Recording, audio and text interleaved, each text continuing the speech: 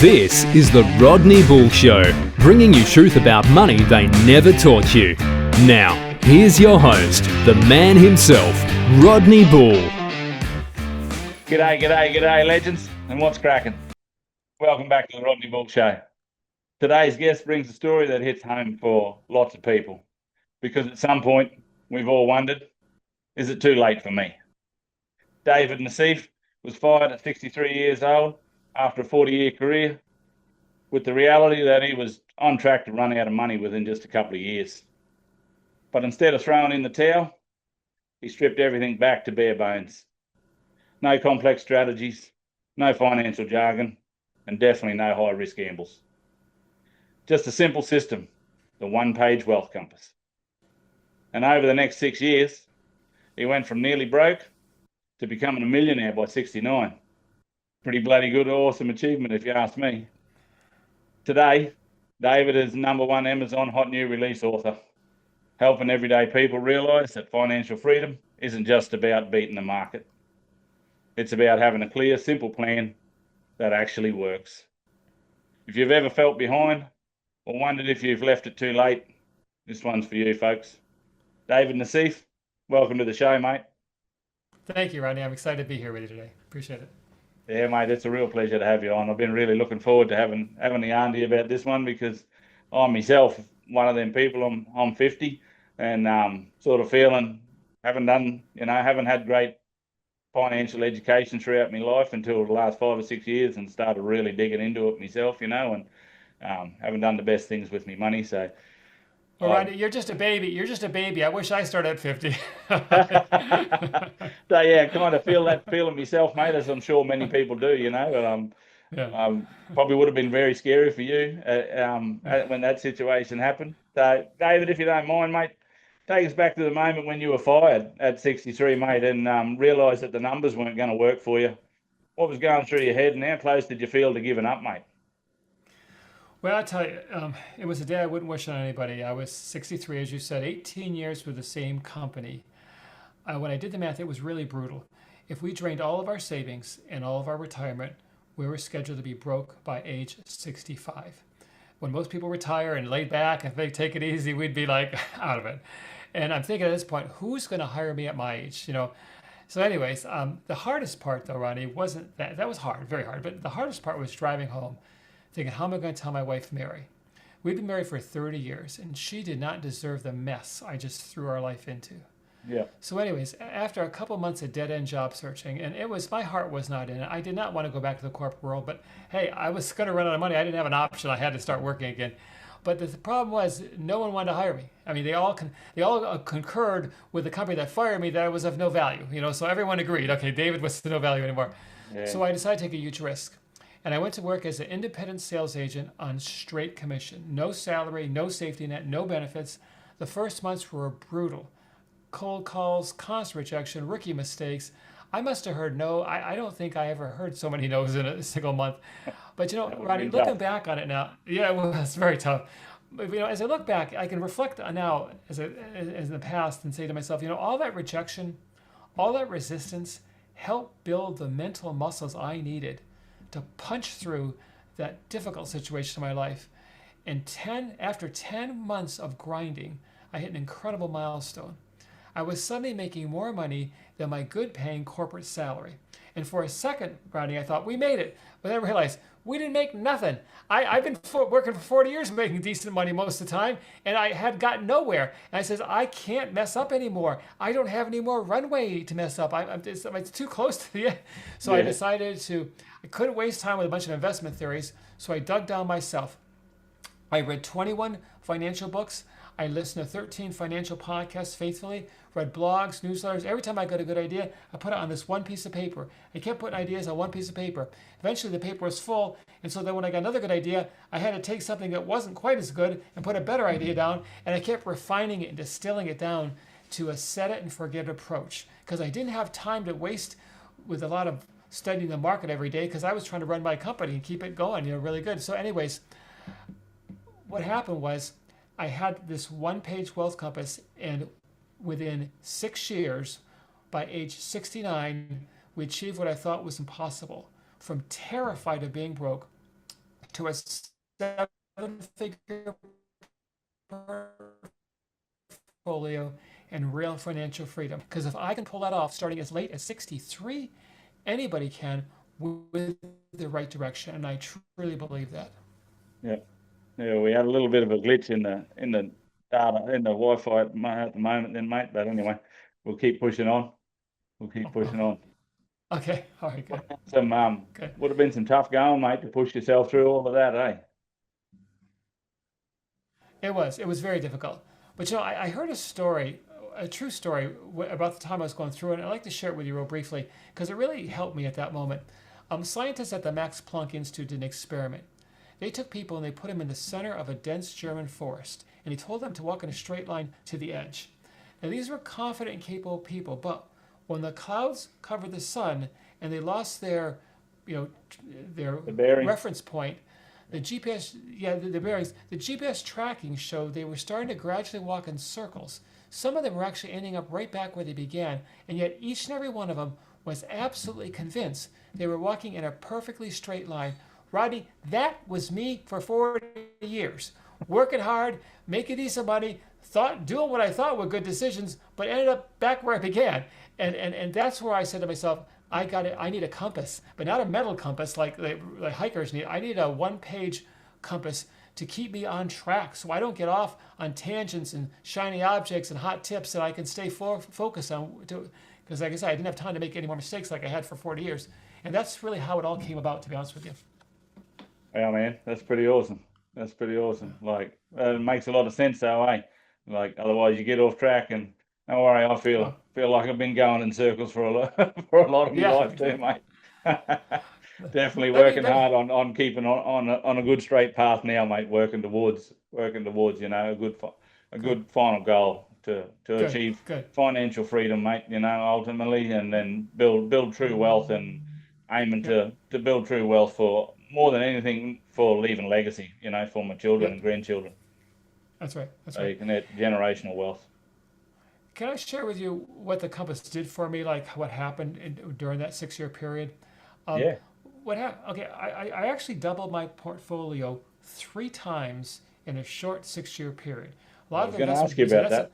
Yeah, a lot of people say that's not possible. The market didn't go up that high. Well, let me share you. I wasn't day trading, chasing crypto, or trying to time the market. I was doing something so boring it would put you to sleep. Okay, I had an investment plan, and the crazy thing was, Rodney, when the market was down, I was thrilled.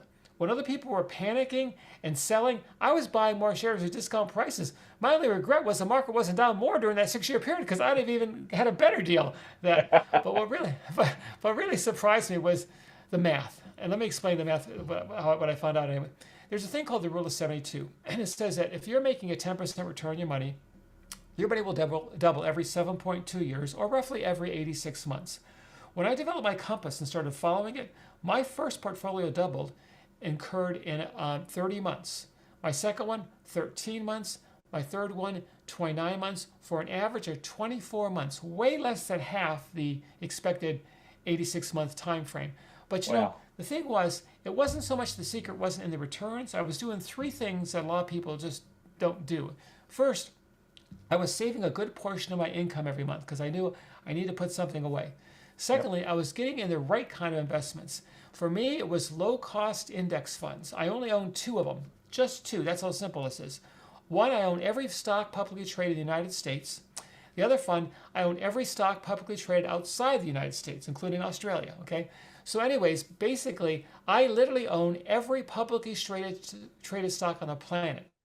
For me to go under, the entire world economic system would have to collapse to zero. Okay, and I don't think that's going to happen. At least I'm not too worried about it anyways. So I feel if that happened, we'd have more bigger problems to worry about. Bigger for the money. Exactly. Money would be the least of our problems.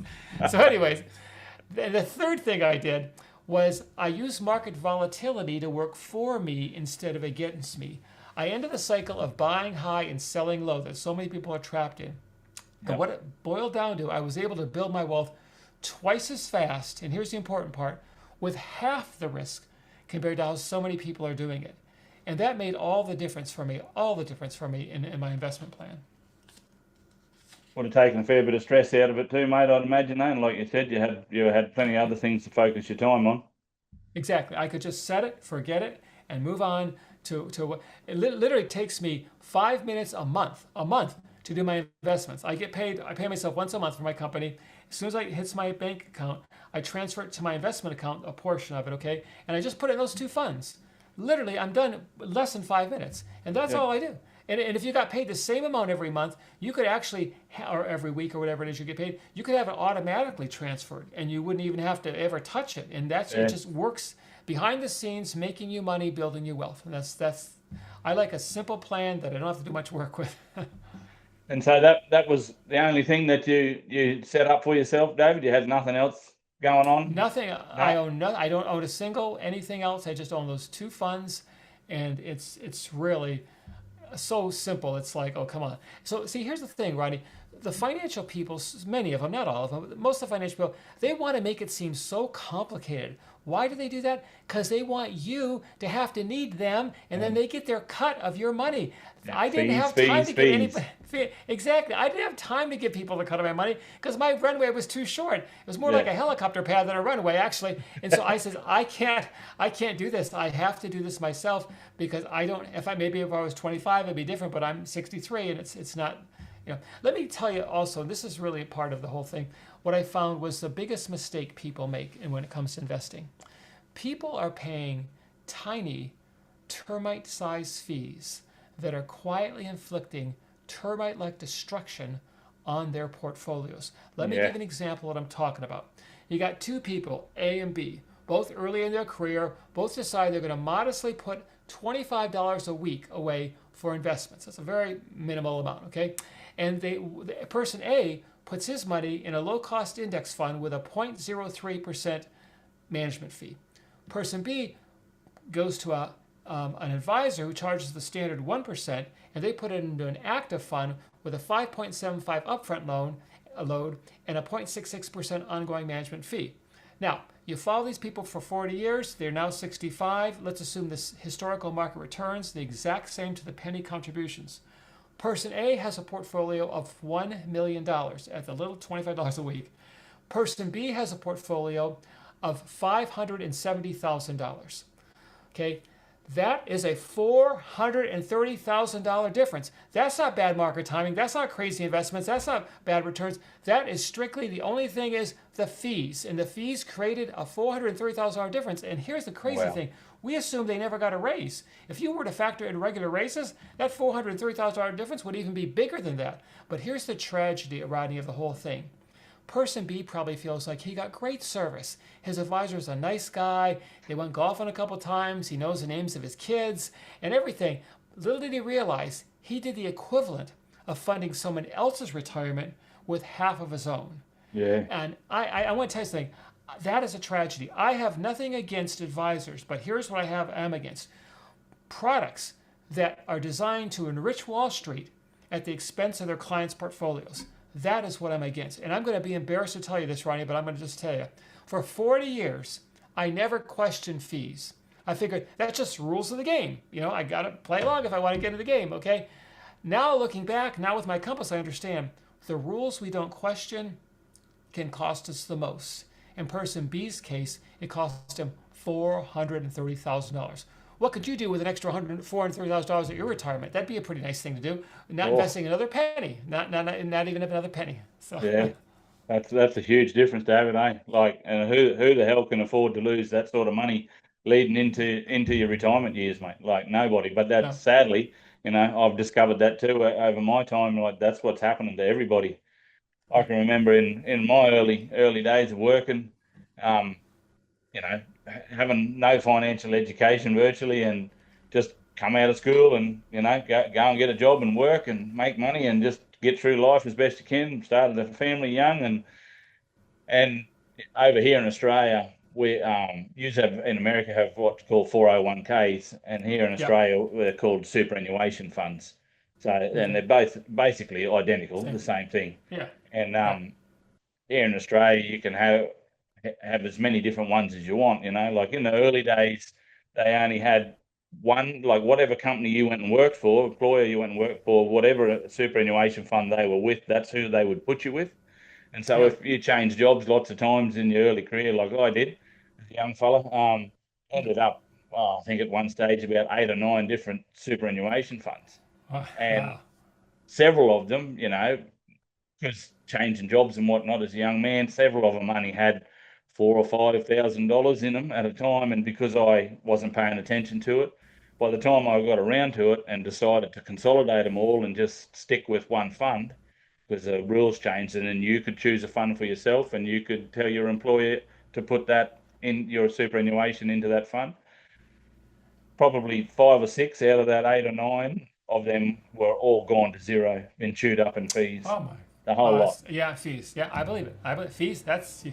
I couldn't agree more. All And gone, that's mate, just that's So wrong. it was a fair That's lump wrong. of money that, lost in the early Oh days, yeah. not realising, not understanding, not having the financial education around how important it was to keep your finger on top of all that stuff, because it adds up over time, eh? If I'd have had that money now, still hadn't Yep. have lost all that money, how much could Oh that man. have compounded into by now, Yep. 25, 30 Yep. years later? That's why Big. people have to understand. We're talking some serious stuff here, and if you're aware of it, you can have a much better life. I mean, a much better life. And if you're not aware of it, it gets to be really powerfully painful for people. Can I mention another thing that a lot of people is a lie that people believe? A lot of people believe the lie this. Oh, here's the problem. I don't make enough money, David. If I made as much money as you or Rodney made, I'd be set. I could invest all I wanted, but I don't make that much. I'm living paycheck to paycheck. How can I invest anything? I don't have you have to be a rich guy to do the investment stuff. Okay, let me explain why that's a big lie, okay? First of all, the NBA, the National Basketball Association players, okay, they make on average over $10 million a year. I didn't say, Rodney, $10 million in their lifetime. I said in 1 year. Yeah. And yet, after 5 years of retirement, 60% of them are broke, according to the Netflix documentary Broke. And the NFL is even worse. NFL players, after 2 years of retirement, 78% of them are either bankrupt or in serious financial stress. That's according to Sports Illustrated. Now, compare that to Dale Schroeder, a basketball-loving carpenter who made average or below average income his entire career. But he chose to live less than he earned and invest the difference wisely. He had a portfolio at the end worth $3 million. That is more than most of the NBA and the NFL players had at the end, and they made tens of millions of dollars per year.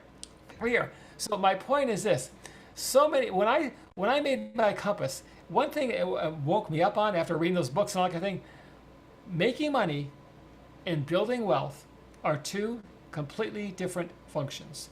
Yeah. Those basketball and football and movie stars and doctors and all the other people who make big money, they're really good at making money. They know how to make good money. But a lot of them, actually most of them, they are terrible at building wealth. Dale Schroeder, on the other hand, he wasn't so good at making money. I mean, he made a pretty modest income his whole life, but he was a master at building wealth. And so to say that you don't make enough money, well, tell that to Dale Schroeder with his $3 million portfolio. And tell that to the basketball pros who are making these millions and end up with nothing. Okay? I'm telling you, it's not about how much money you make, it's what you do with the money that you're making, whether it's a big amount or a small amount or an average amount, if that makes sense. Yeah, for sure, mate. And for me, through my journey, mate, and now, it comes down to two things for me. It's financial education and mindset around how you handle your money and your overall mindset around money itself. What it is, Yep. what it can do for you. The fact that instead of you working for your money, you need your money to be working for you. So That's right. exactly. Exactly. You need to be investing wisely throughout your life. You really do. I can only imagine the amount of money that I've learned so far in my lifetime, and I'd be curious to know how much it is. I'd probably be quite frightening, really, how much it is and Yeah. what I've got to show for it. But Yeah.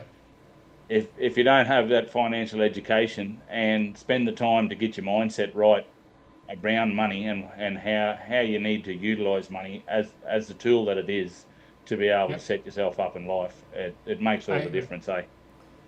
And here's what happens if you don't do that. Let me give you some statistics from the National Council on Aging. Okay, they tell us that 80% of older adults face financial insecurity. And Rodney, I didn't say 20 or 30 or even 50%. I said 80%, which is more than most of your listeners. I mean, it's not more than it's most of your listeners, okay? Most of everybody on the planet, okay? Here's another one. 49.6% of people 60 or older do not have sufficient income to cover their basic needs. I'm talking housing, food, and health care. This is half the population that are seniors. This isn't like some weird group like 10% that just didn't plan. This is almost everybody practically, okay? Here's another one. The number one cause for gut-wrenching fear among seniors is the fear of running out of money before their life runs out, okay? Yeah. They're just afraid they're going to not have enough money to live off of. That is most of the people who are working 40-hour-a-week jobs, loyal employees, working hard every day, making a valuable contribution to their company. But the problem is they're working to make other people rich and not themselves. And here's what I know for a fact. If you don't have a plan, you're part of someone else's plan. Yeah, for 40 years, the truth. For 40 years, I was part of someone else's plan. And look where it got me, on a financial cliff that I was ready to go over, that I couldn't even see the bottom. That's how black and dark and deep it was. And so please, everybody, we have to have a plan. And if we don't, and the right kind of plan, it just can't be a plan. It could be the wrong plan. I had a plan for 40 years. It was the wrong plan. It was really a bad plan, but it has to be the right plan. So it's crazy. Yeah, mate. You did right. I agree wholeheartedly. It's something that I'm desperately trying to really put together myself. And get locked into something like your one-page wealth compass, mate. Like for myself, because everybody's situation's different in life. We all have different lives, different careers, different jobs. Different goals, things that we want to pursue and chase after, and things you want to do, want to travel, want to save for, and do this, build a house or whatever. It has to be so personalised. So you've got to find people like yourself, mate, who have managed to do it through being forced through sheer adversity. Ended up, like you said, that had no plan, and that is so true. Them words, like if you don't have a plan, you're going to become a part of somebody else's plan, and their plan won't care about your ultimate outcome, eh? It's about their ultimate outcome, and they will be at the top of the tree grinning, and you'll be down at the bottom sitting in the mud crying. And based on the statistics I read to you, 80% of people either one, don't have a plan, or two, they have the wrong plan. Okay, and so they think they're doing right, but they're really not, which I thought I was doing right 40 years. Let me share with you why I did all this and what I had to give as a gift to all of your listeners and yourself as well, Rodney. And that is my one-page wealth compass. And this is what it looks like. I'll just show you people on there. Okay. And basically what it is. Okay, you got it. Okay, excellent. Okay. And basically, if I could just briefly just show you some of the things on it, because I think it'll make some sense. These are the 9 trail markers. And you were said we're all different. We have to have our own plan, and I agree. And the reason I made them 9 trail markers is because you can look down that list. You can know exactly where you're at right now.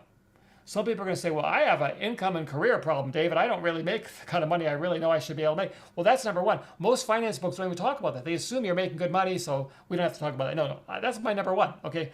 And number 3, getting out of debt. Some people say, oh, I'm in a lot of credit card debt. I need to get out. Well, before you start investing, I recommend get out of debt. And it's listed in the order so you know exactly where you are and then what's your next step. And so that makes it so much clearer. All of a sudden, you're not like, what do I do? Where do I go? No, I know exactly where I'm at, and I know exactly where I need to go. Then the other side is what I call the 5 North Star principles. I don't know if this ever happened to you, Rodney, but sometimes I get distracted by a shiny object or a hot tip or something exciting, and all of a sudden I'm off to the races in the wrong direction. Well, that's why I have these North Star principles, so you can always see where the North Star is, where you need to be going. Like the first one is live on less than you earn. Sounds simple, but most people in our society don't do that. Credit card debt is proof they are. That is mathematical proof they are living beyond their means. They aren't living. So anyway, and so when you're ready to get off track and you look at these North Star principles, you go, wait a minute, I can't do that because that violates this, and I'm committed to do this. And so that makes it easier to do. And the last thing is the navigation links.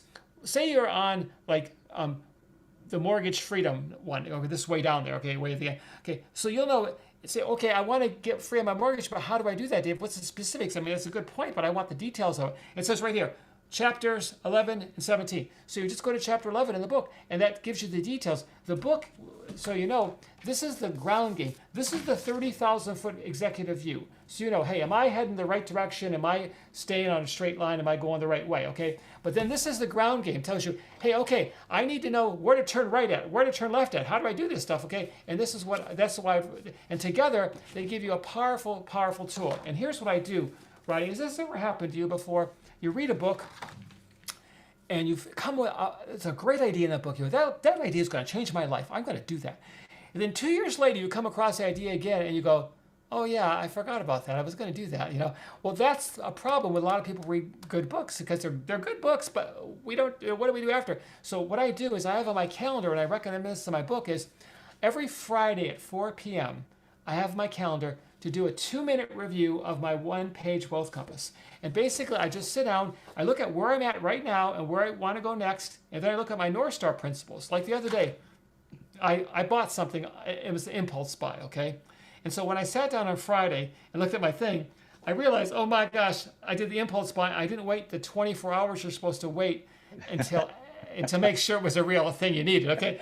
And so, but what it did for me, Rodney, is I caught the mistake. Yeah, I lost the money of the whatever I bought. I don't know what it was. It wasn't expensive, okay?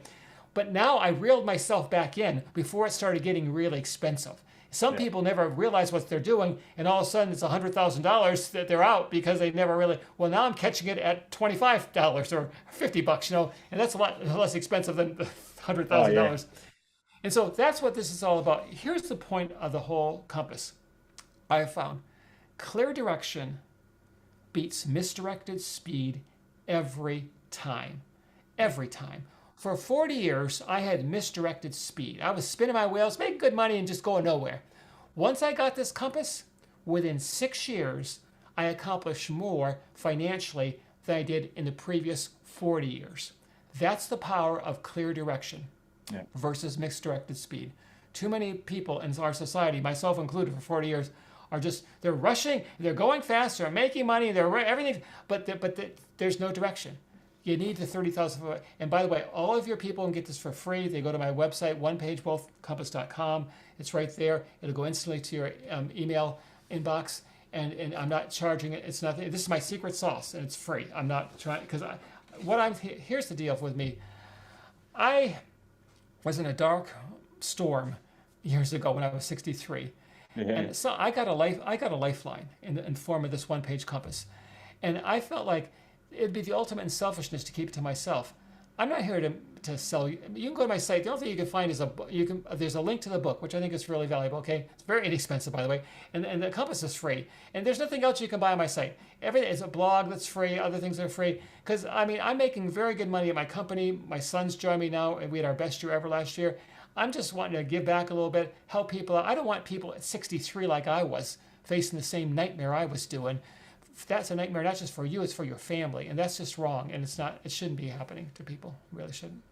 That's awesome, mate. That's very commendable, David. Really is, mate. And I feel the same way myself, mate. You know, that's exactly why I started this podcast, mate, because the journey that I've been on and the deep self-education journey that I've been chasing the last 5 or 6 years now, and I've been lucky enough to take on a tremendous amount of information through podcasts myself. You know, like it's such a good platform for sharing information, and I've managed to stumble across some wonderful people from all around the world who know this game really, really well, mate. And I've been able to learn a tremendous amount from them, and it's made a huge difference in my life already, and I feel like it's definitely gotten me on track, you know, and on a much better straight path to what I was doing, spinning my wheels and going around in circles like I was previously, you know. And so that's why I'm doing this now, you know, like to meet people like yourself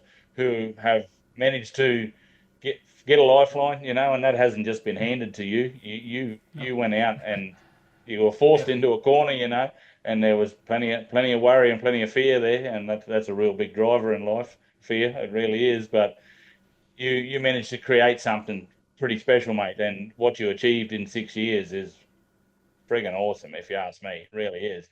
And it just proves that anybody can do it. You just got to have got to have the right education Yeah. and get the right plan into place, mate, to do it. And that's why I'm doing what I'm doing, mate, so Right. I can try and bring as many people on like yourself to share this information out there to the masses, because there's so much stuff that we've just been lied to about in the It monetary is. system and how it all works. And honestly, when you start digging into it, like the way I have in the last 5 or 6 years, mate, like it's a deep rabbit hole, and it virtually nothing about it is designed for our benefit unless you Yeah. learn how to play the game properly. Exactly. And the game is not that hard to learn how to play. And let me just tell you the benefit of taking a little bit of time and learning how to play the game. Like I told you, my portfolio doubled 3 times in a 6 year period. My third double, okay, made no no my third double made me a millionaire. Okay, my fourth double, and I've had another double since that one, which is also, it was like 28 months for my fourth double. It was a 7 figure double. In other words, it was like the double itself was. These are getting exponentially bigger, Rodney. Every double keeps getting so twice as big. Obviously, to call it a double, everyone's getting. But when you start getting 7 figure doubles, and then the next one is twice the last 7 figure double, and the next one's twice, it's like, oh my god! And if you can do this in 24 months, even 36 months, whatever, it took you a little more, it doesn't matter. But it's just, and if you're not as stupid as I was, and don't wait till you're 63, and you wait and do it when you're a young guy like you are, Rodney, at 50, or maybe even 40, or maybe even 30, man, you got it much easier than I Yeah, yeah. ever will. To achieve some really good things, the So, sooner we and start, can I and share that's a review? another reason why I'm doing it, mate. I'm trying to get this education for myself so I can pass it on to my kids and my grandkids, mate, to give them the best chance so that they can have a crack at this early Yeah, on, and know how important it is and how big a difference it could make. And yeah, that, and along with as many other people out there as I possibly can, get this information across to, and help as many people as possible build better financial lives and get to financial freedom much sooner in life so that they can make the most of their lives, mate, because our time is our most precious commodity, and working is such a big part of yeah. all of our lives. It's chewing up your life. And then the way the financial system's designed, and it's with all the fees and all of that rubbish, your life's just being stolen away from you, and It is. and it's not right, mate. It's not fair. No. And there's nobody at the end to help you. In other words, if you don't do it right, that's why you see some, I don't know, maybe in your country it's different, but we got homeless people. I mean, and I'm not criticizing them. I'm sad for them. They're all over the place, and every Yeah, city no, is same just here, mate. full of them. It's the Yeah. same here. It's And getting worse so, all so the there's, time. and so there's no one at the end going to make it all better for you. There's no one there's going to say, okay, well, you tried hard. We're just going to make it all better. No, there's no one that does that. It's like you can literally be living in your car, or maybe if you're lucky enough to have a car. And I'm not trying to scare anybody. I really am not. It's just I just seen too much reality. And when you get stats like 80% of the people are in financial insecurity, seniors, that's just we have to pay attention to that kind of stuff for our life, for our own self. Let me share with you very briefly, because this is a review I got from somebody recently that just made such a powerful point, and just like to share it with you.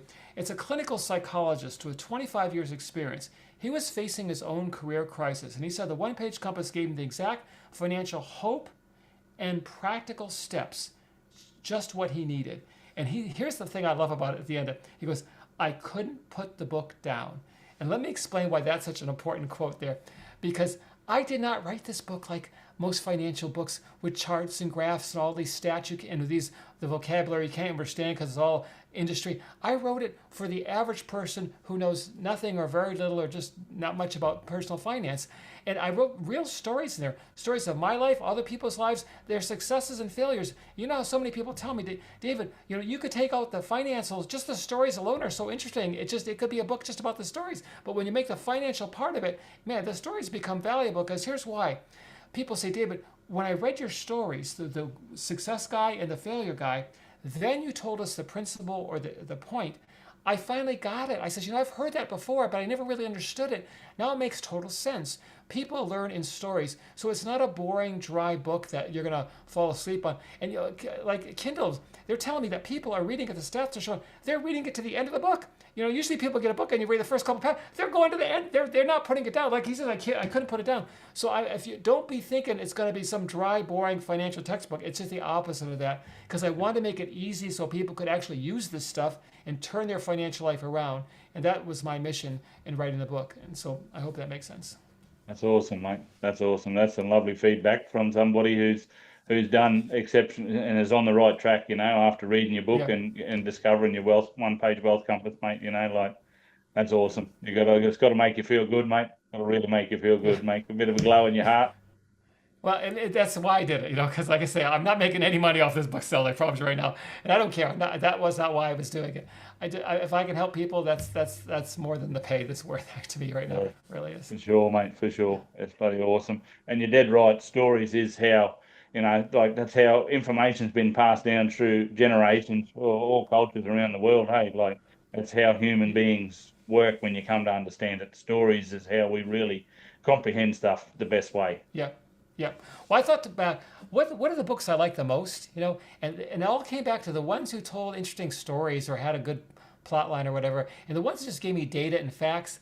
I don't even remember those hard days. So like, I got lost halfway through them. It seemed like too many times. That's why I said it has to be something that will captivate attention, and that's got to be true. I didn't make up these stories. They're people I know or people I know of or myself, and I use myself Yeah, a lot as an example. So these are real life things. This is not yeah. like it's like a reality thing, whatever you call It's the it. thing, like you got to have a certain amount of data there and stats so that people can actually see, so that it really sinks things home and gives a bit of a deeper urgency to Yeah, understanding like what the situation is for yourself and huge numbers of people all around the world. Like it's just crazy. Them numbers are yeah, just about in every country from what I've seen.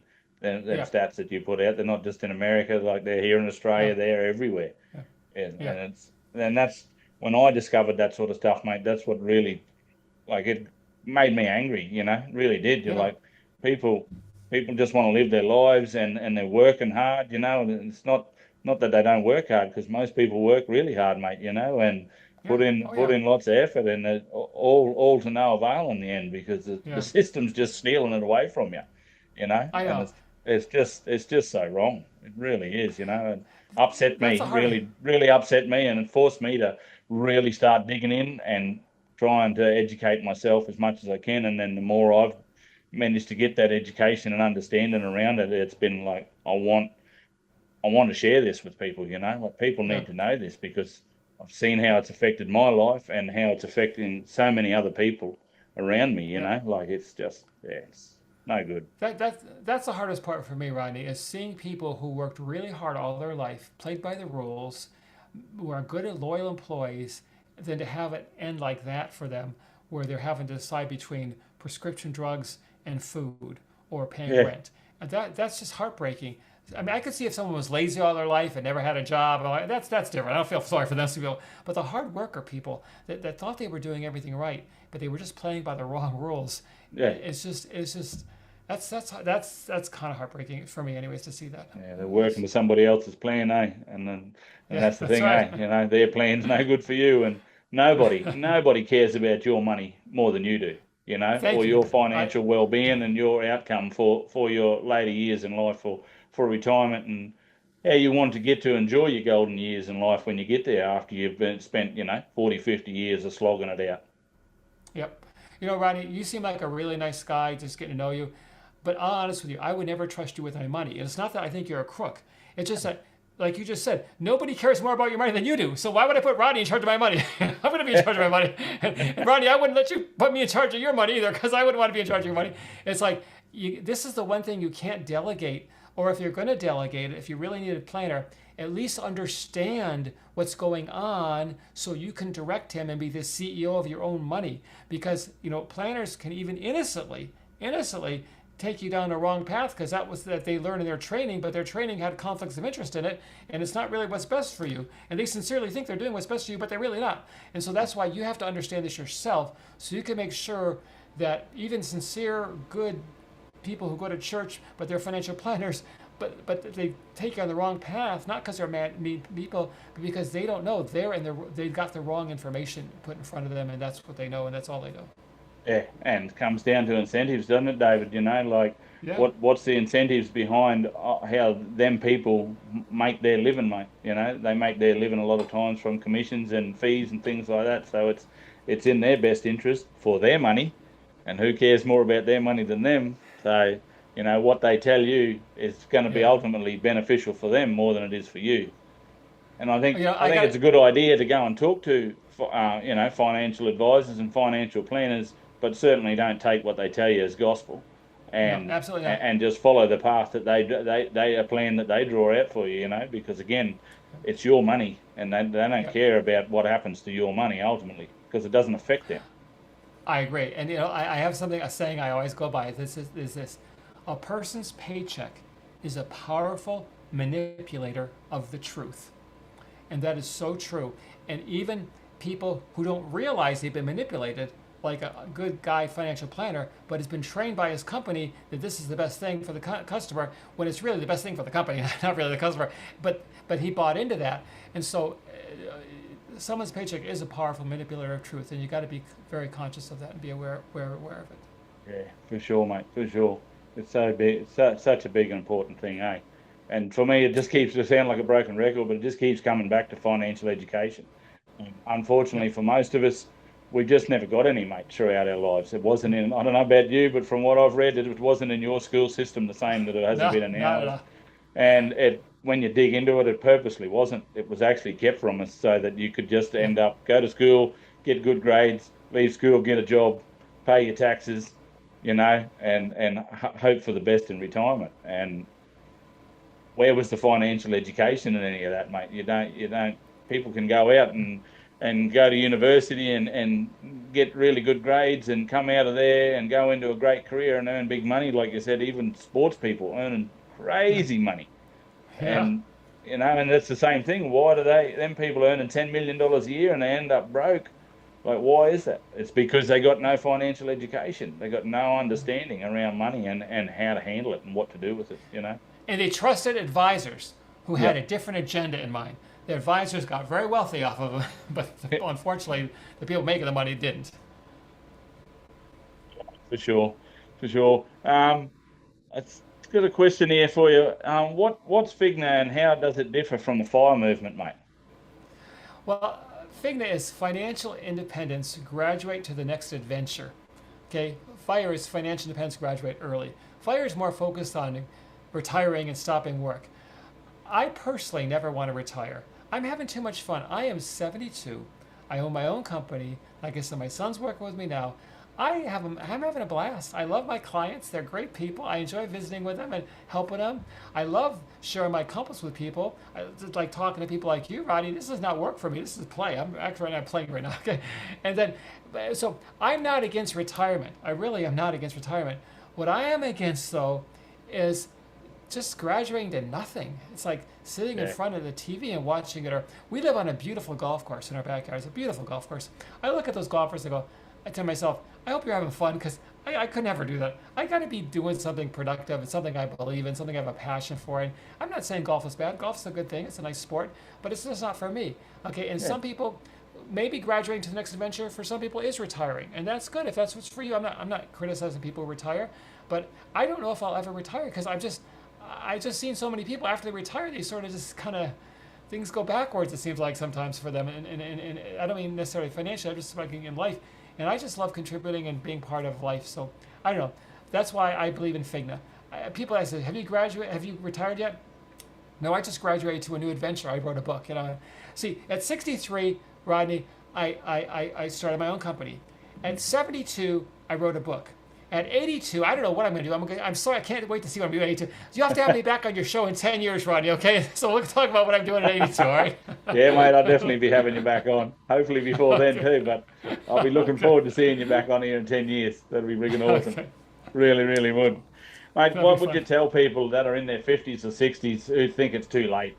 Like Yeah.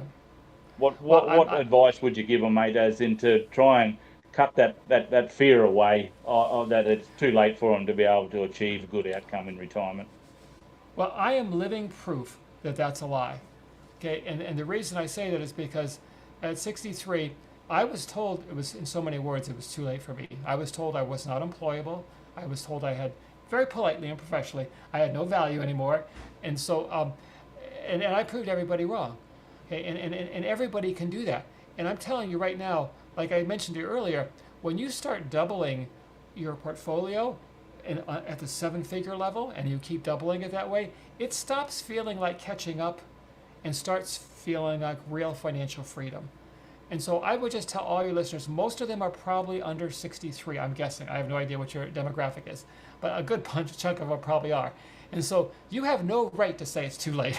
No right at all, because it's not too late. It's just a lie. It really is a lie. Yeah.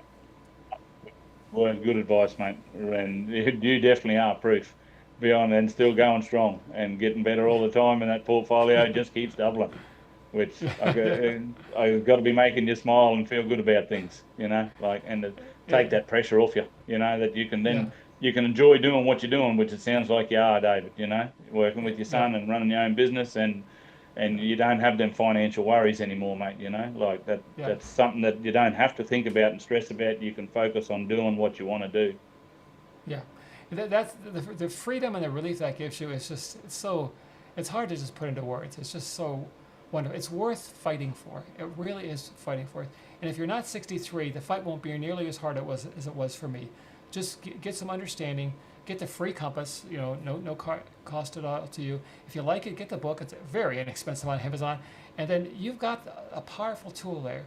And hopefully you can do in 6 years what I did, or even if you don't do as much as I did in 6 years, what if it takes you 10 years? What's wrong with that? What's wrong with being, having that in 10 years? So it's not like it has to be. Don't compare yourself to me. Nobody should do that. I really believe the statement that comparison is the thief of joy. Yeah. There's always somebody doing better than you, always somebody doing worse than you. I don't worry about what other people are doing or how much they're making, or I don't really care actually.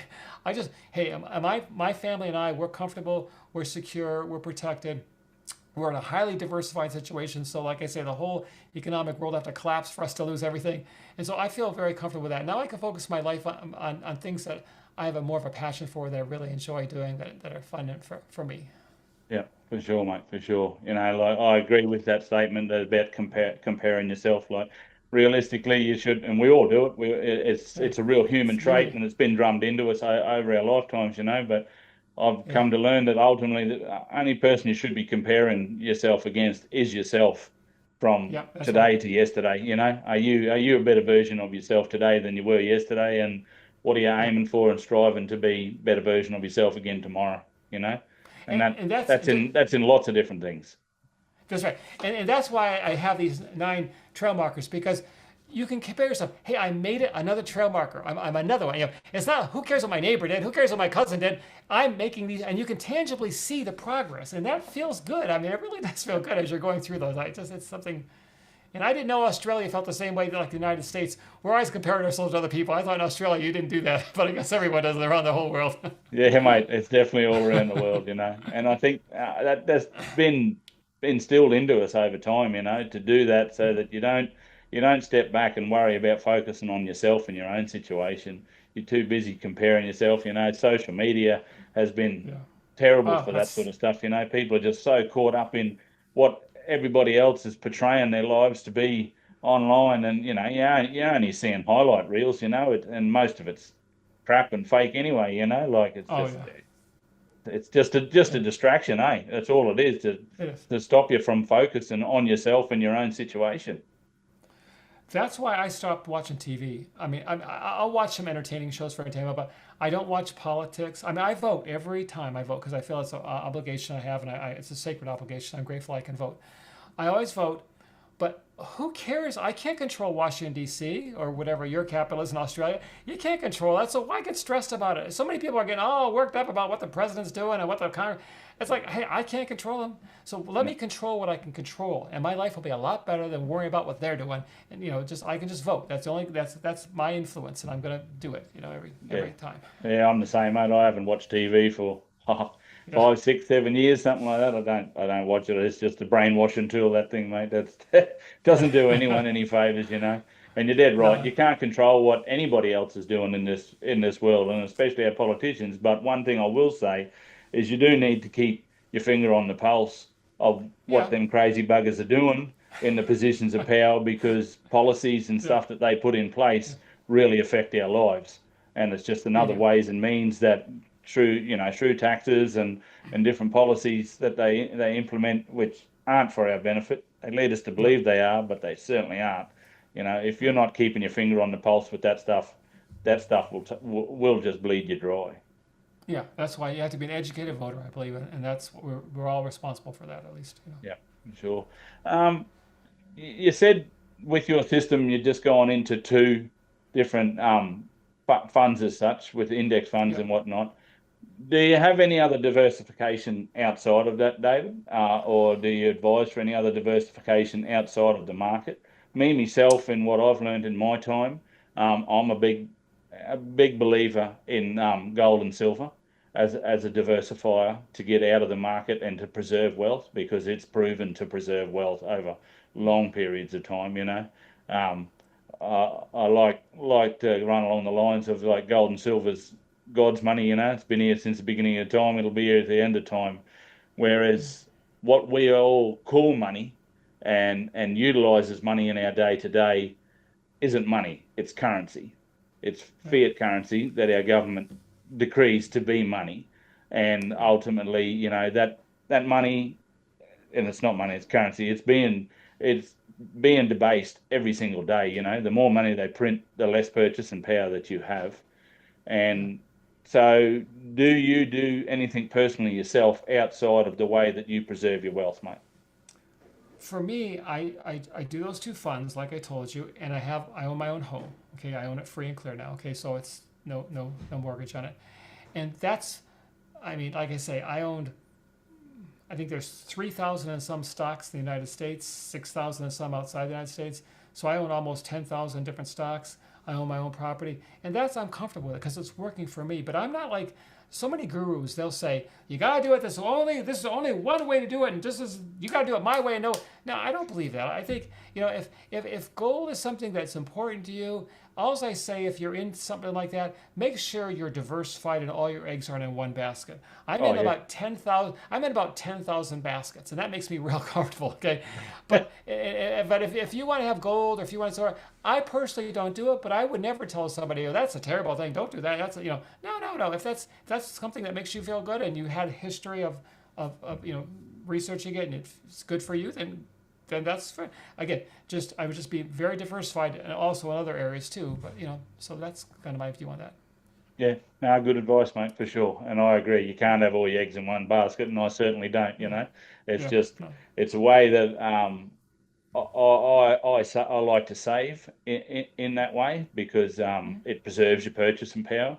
You're not Yeah. losing your purchasing power over time, and it's liquid. It's liquid anywhere Yeah. in the world. Yeah. At any Yeah. time. Exactly.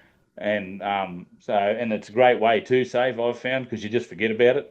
Whereas in the sense of saving in the bank, you see them digits in the screen. Most people sitting there looking at it and checking on it all the time, and it's burning a hole in their pocket, and so they're itching to find a way to spend it. And Yeah. for me, that I've found the gold and silver a really good thing to be able to Yeah. put aside and preserve wealth, and treat it like as a, excuse me, as a as an insurance policy, against anything going wrong. Yeah. I just say keep it simple, keep it low maintenance, so you don't have to be studying it every day and all that kind of thing. And like I say, with mine, this is terrible probably. I only check my account once a month when I make the transfer. Because why? What am I gonna? I don't care. I'm not gonna control it. I have 10,000 companies. I'm not gonna worry about all 10,000 companies. I read this Wall Street Journal.